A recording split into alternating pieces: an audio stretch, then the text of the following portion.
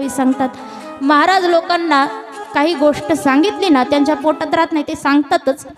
मग आता गोसाई तोही घरोघर फिरतात ना, त्यांनाही घरोघरचं माहीत असतं, तेही इकडं तिकडं सांगतात. मग हा गोसाई जिथंही ज्याही दारात जायचा तिथं गेल्याबरोबर सांगायचा, हो तुम्हाला जर बिन पैशाचा पिक्चर पाहायचा असेल चंद्रा काकूच्या घरी जा म्हणायचा. असं सोंग आहे मजेदार पाहण्यासारखं. जाईल तिथं सांगायचं, जाईल तिथं सांगायचा. एक एक माणसं जमा होऊ लागले, गावच जमा झालं त्यांच्या दारामध्ये. आणि दोघांची हिंमतच होईना बाहेर यायची. गोपाळ त्या ठिकाणी आले आणि म्हणायला लागले, चंद्रा काकू बाहेर आव म्हणून जोरात ओरडायला लागले. पण काकूंची काही हिंमत होईना. शेवटी तो म्हणाला, बघ तुला कालच म्हटलं होतं की त्या कृष्णाला हाताने आमंत्रण दिलीस, झाली का नाही आपली फजिती? त्याला धमकी दिलीस, तुझी फजिती करते, आपलीच फजिती झाली. आता जोपर्यंत आपण कृष्णाला शरण जाणार नाही ना, त्याला माफी मागणार नाही, तोवर आपली फजिती सुरूच राहील म्हणाला.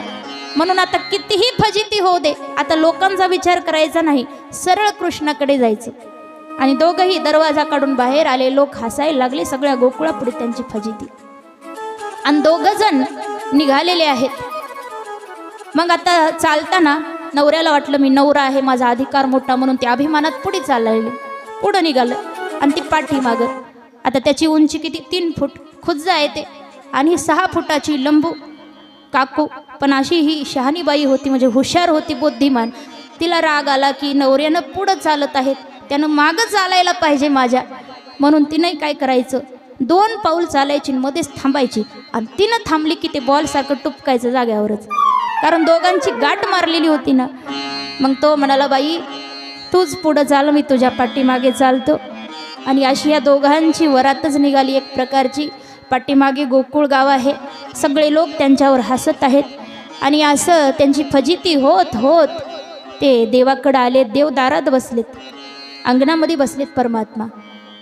तिथं येऊन त्यांनी कृष्णाला जेव्हा माफी मागितली, देवाला माफी मागितल्यावर देवाने फक्त नजर टाकली आणि ती गाठ सुटली.